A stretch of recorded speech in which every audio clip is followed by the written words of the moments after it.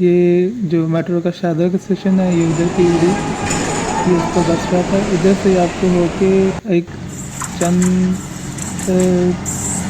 500-600 metre का फासला तय करना पड़ेगा। वहाँ से आपको ये रेलवे का डिश क्रॉस करना है। डिश ट्रेन गुजर रही है उसके साथ में आगे थोड़ा सा जाके आपने जो एक चौक आता है उधर से आपने राइट टर्न लेना है। सीधा जाइएगा क्योंकि उसके बाद आपको तो ऊपर से टर्न लेके आना पड़ेगा। और मुझे भी बहुत ज़्यादा चक्कर पड़ गया कि देख सकते हैं ये मकबरे की बैरूनी दीवार है और इसके चारों तरफ जो कच्ची बादी ये इसका मेन गेट आ गया। हम इधर से एंटर हो गए। एंट्री फ़ी 20 रुपये है जो कि बिल्कुल ना होने के बराबर है।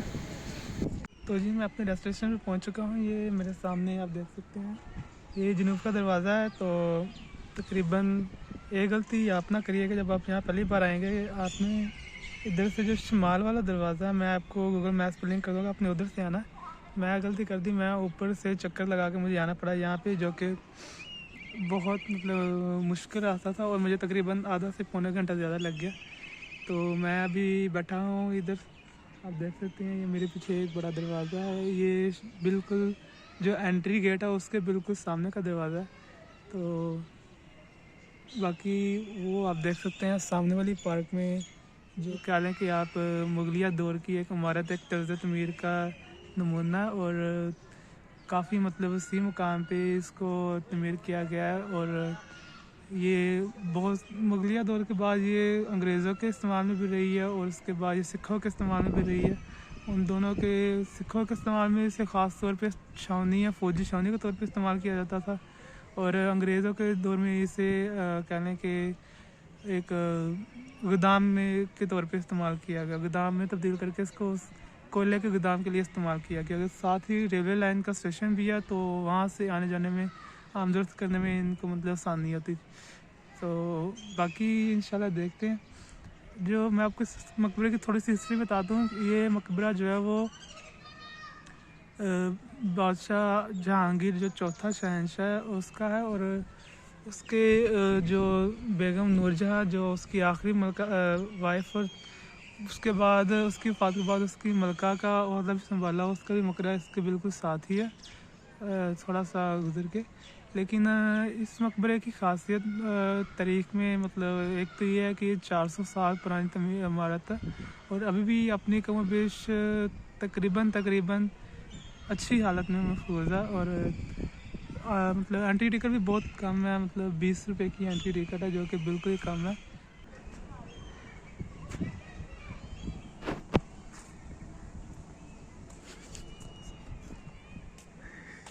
ओके जी, तो मैं अभी जो आप मेरे पीछे ये बिल्डिंग देख रहे हैं ये एक्चुअली टम्ब है जहांगीर बादशाह का और उसके जो आसपास से जो सारा इलाका है पीछे आप देख सकते हैं ये सारा एक्चुअली जो उसकी आखिरी वाइफ थी नूरजहाँ उनकी मलकियत था। ये सारा बहुत बड़ा बाग है।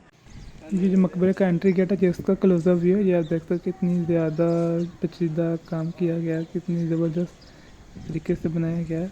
बहुत ही ज़्यादा मतलब अमेजिंग व्यू था ये। वो सामने बिल्कुल एक बड़ा मेन हॉल था और इसके सामने बिल्कुल मकबरा। इसको बनाने में तकरीबन उस ज़माने में 1 मिलियन रुपए की लागत आई थी, जो कि आज के ज़माने में अगर एडजस्ट किया जाए तो आप कह लें कि तकरीबन 1 अरब के करीब बनती है, क्योंकि 400 साल पहले की मैशियत और थी, अरबी का हाल हो रहा है। तो ये बहुत ही पुरानी बिल्डिंग है और बहुत ही आला इसकी जो तमीर और तज़ तमीर बहुत ही खूबसूरत है। मैं अभी अंदर चल के भी आपको दिखाऊंगा। बाकी ये मेरे पीछे फाउंटेन है जो आप देख रहे हैं, ये पीछे जो मेन एंट्रेंस है जो कि वो सामने गेट से आ रही है।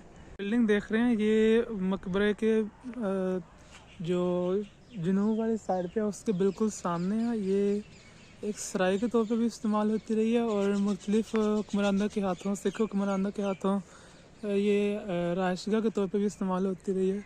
ये बोड़ का पेड़ है, ये भी बहुत पुराना है, इसकी भी तकरीबन 250-300 साल पुरानी है यहाँ इसकी एज होगी। ये बिल्कुल सामने मकबरा है और ये मैं इधर खड़ा हूँ, ये सारा आसपास बागात है। इस वाले सेशन की हालत थोड़ी खस्ता हाल है या पता नहीं क्या है वजह है शायद, लेकिन ये सामने सराय है और ये मैं पीछे खड़ा हूँ। ये सारी आप देख सकते हैं पीछे सारी बिल्डिंग और ये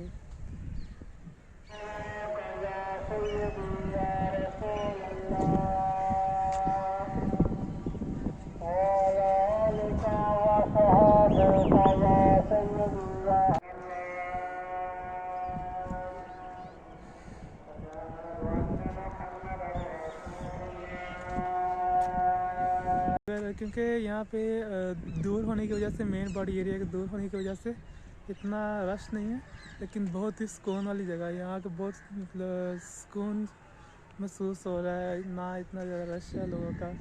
अगर आपने मतलब आना है सुकून के लिए, यहाँ अपनी फैमिली के साथ आना चाहते हो पिकनिक मनाने के लिए, तो बहुत ही प्यारी डेस्टिनेशन है, ज़रूर आइएगा। और एंट्री फ़ी भी बहुत ही कम है, 20 रुपये एंट्री फ़ी है, जो कि तकरीबन ना होने के बराबर है। कंपेरेटिवली जो अगर आप दूसरे मकाम की देखें, जैसे शाही किले की 100 रुपये है, और जो बादशाही मस्जिद है उसकी भी है तो एंट्री फ्री, लेकिन टोकन वगैरह के लिए आपको पे करना पड़ता है, 50-60 रुपये का टोकन है। तो सही, ये बगात बहुत ही प्यारे हैं, बहुत ही सुकून वाली जगह है। ज़रूर आइएगा, एक ना एक बार ज़रूर आइएगा लाइफ में। ये जो पीछे बने हुए हैं ये ना, थोड़ा सा मैं आपको जूम करके दिखाता हूँ। ये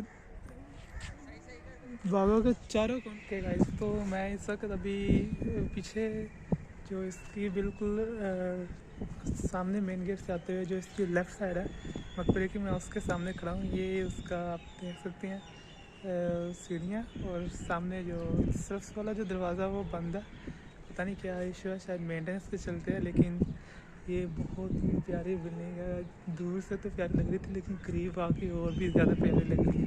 इसकी जो वॉल्स के ऊपर टेक्सचर है मैं आपको दिखाता हूँ। ये देखिए, ये बहुत ही ज़्यादा पेचीदा काम है। पत्थर और संगे मरमर, वाइट मार्बल और जो कच्ची पक्की मिट्टी की ईंटें होती हैं उससे बनाया गया। ये देखें, आप देख सकते हैं यहाँ पे थोड़ा सा ब्लैक मार्बल भी यूज़ किया गया। ये रेड पक्की ईंटें हैं। ये अंदर देखें, अंदर वाली साइड इसकी, ये इसका मेन गेट है, और मैं इसके बिल्कुल सामने खड़ा हूँ। तो बहुत ही प्यारी जगह, बहुत ही प्यारी जगह। इस साइड का इसका मीनार है, ये आप पीछे देख सकते हैं, ये काफ़ी बड़ा है। पहले ग्लांस में ये लगता है कि ये ना एक क्या नाम है मस्जिद की बिल्डिंग लगती है, लेकिन ये एक्चुअली एक टॉम्ब है, और बहुत ही प्यारा बनाया गया, बहुत ही प्यारा बनाया गया। ये मतलब लव की जो ताजमहल है वो मोहब्बत की अलामत थी, और ये जो है ये कह लें कि एज मोहब्बत की आखिरी निशानी है, क्योंकि ये जो बादशाह का जो मकबरा है, ये नूरजहाँ जो उस वक्त की मलका थी उसकी मलकियत में जो बाग था उसके अंदर बनाया गया। तो ख़ुद नूरजहाँ की जो नूरजहाँ बादशाह की आखिरी वाइफ थी, लेकिन बादशाह को बहुत ज़्यादा उसके दिल के करीब थी। वो उसकी जो कह लें कि जहानत और जो उसका सारा था मामला, वो बहुत ज़्यादा बादशाह को पसंद थे। जहानत में सबसे ज़्यादा दूसरी में मलकाओं से आगे थी, और इसके बहुत सारे अपने जो उसके कह लें कि इसको आर्ट में, इसके नूरजहाँ को आर्ट में फ़न था, उसको तमीरात में फ़न था, उसको आप कह लें कि म्यूज़िक में फ़न था, और उसको मामलात में जो दिलचस्पी थी, उसकी जो अपनी लाइफ है वो बहुत मतलब कह लें कि वेल बैलेंस थी। और मतलब इसी वजह से मतलब इसको ना बादशाह ने अपने बाद जो एक ख़िताब होता है, जब बादशाह कहीं बाहर गया होता तो महल का मामला ये देखती थी उसके बाद, तो इसलिए भी नूरजहाँ जो है वो उसका एक मतलब काफ़ी नाम है। तो उसका मकबरा भी इसी बाग के अंदर ही है, थोड़ा पीछे करके। मैं अभी उस साइड पर गया तो आपको ज़रूर दिखाऊंगा। ये आप देख सकते हैं, ये इसकी बिल्कुल नॉर्थ वाला कोना है, और ये मैं इस वक्त मीनार के बिल्कुल नीचे खड़ा हूँ।